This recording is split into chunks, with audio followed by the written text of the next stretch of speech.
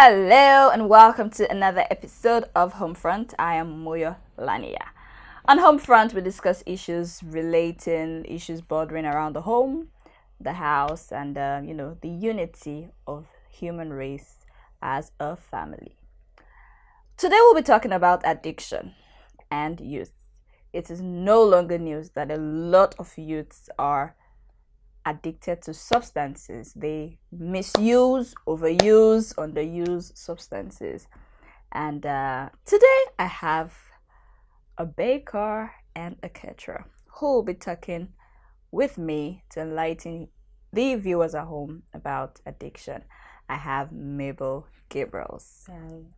You're welcome to the show. Thank you for having me. Okay. One major thing I know with addicts is the fact that they live in denial. If you tell this person you're addicted to something, they tell you, nah, he's a liar, don't worry. Like they have it in control? Yes. So, first, how will you define addiction?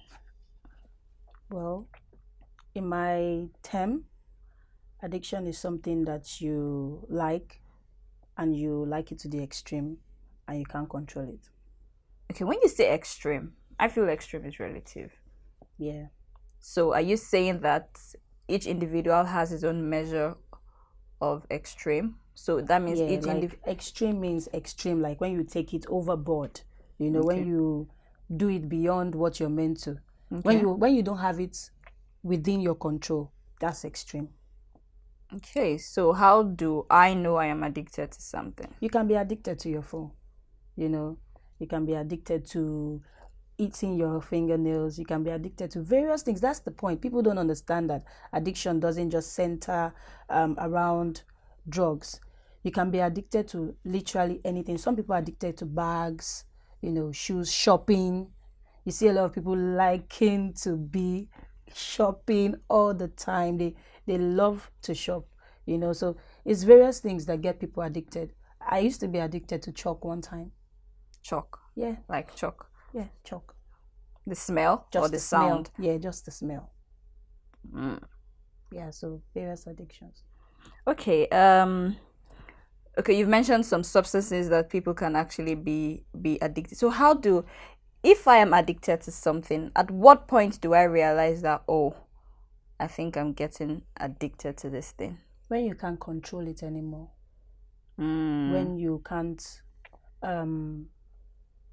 when you say that you think you need to stop this or you think you need to get rid of it, but you can't.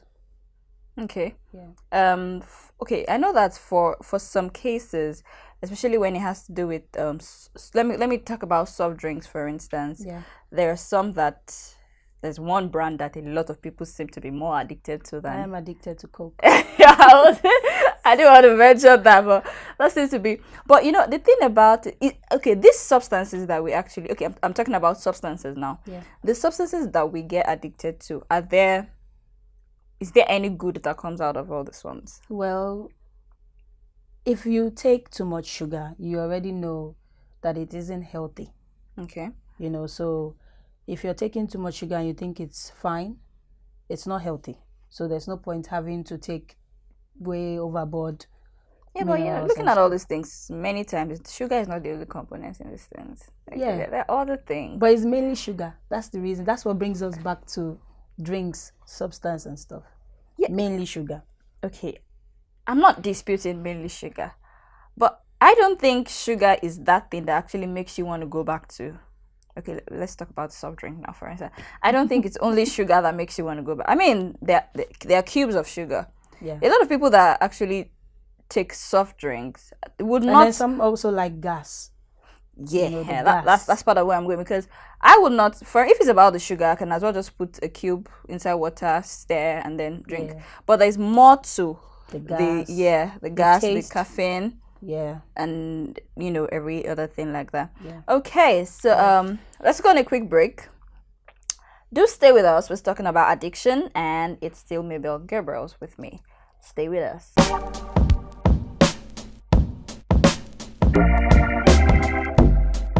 You're welcome back. We're still talking about youth and addiction, and still with me is a baker and a caterer, Mabel Gabriels, who is talking about addiction.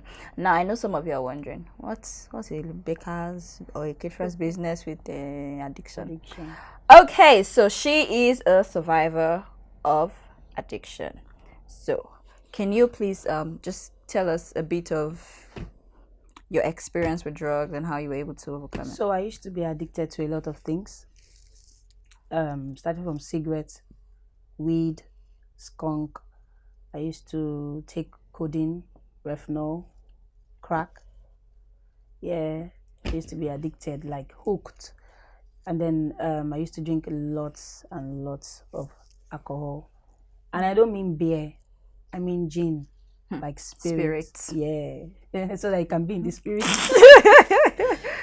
So it was something that had me hooked. I had all my money spent all the time, because anytime I had money, the next thing was the next high. It was terrible. It was terrible, mainly because I was a woman, and I needed to be healthy in here if I would ever have kids and things like that. And then it was terrible as a human being.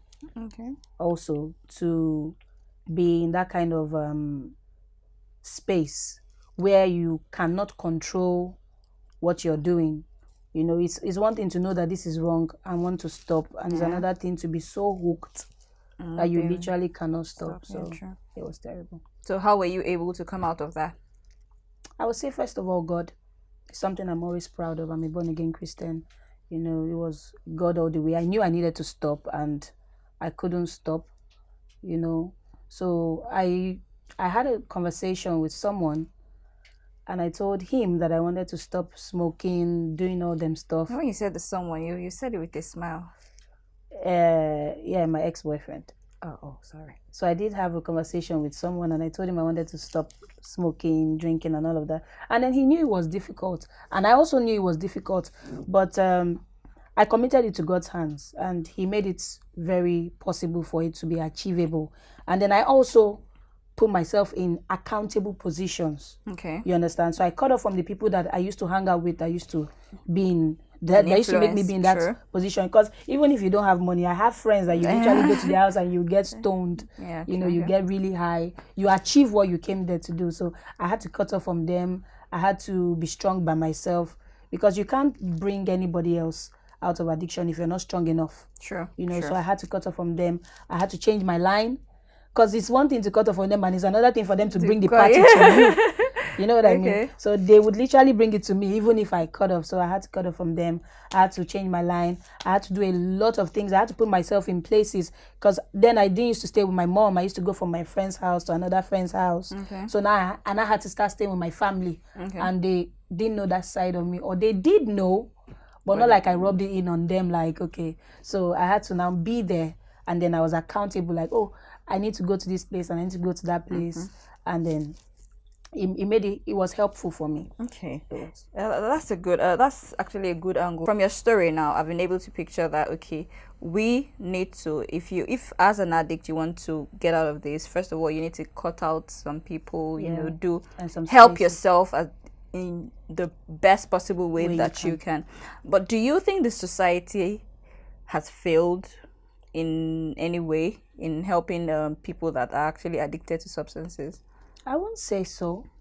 Okay. Because I remember when I used to take cigarettes, and then we'll see the Federal Ministry of Health wants that smokers are liable to die young. I used to say the Federal Ministry of Health wants that smokers are liable to live long, So they put it out there. There's word out there, like, this is wrong. You shouldn't smoke weed. You shouldn't do this. There are people dying because of these addictions, So it's not like they haven't put it out there. But I don't think that they have enforced enough. They have enforced enough. And addiction is not something that has to do with the society. It has to do with the individual, in all honesty. Mostly the individual. Okay. You heard it from Mabel Gabriels, who said addiction is about you, and you. Don't blame anybody. Don't blame the government. It is you. Join me again next time on another episode of Homefront. Until then, watch yourself, stay away from addiction, live healthy, and be good. Bye bye. Yep.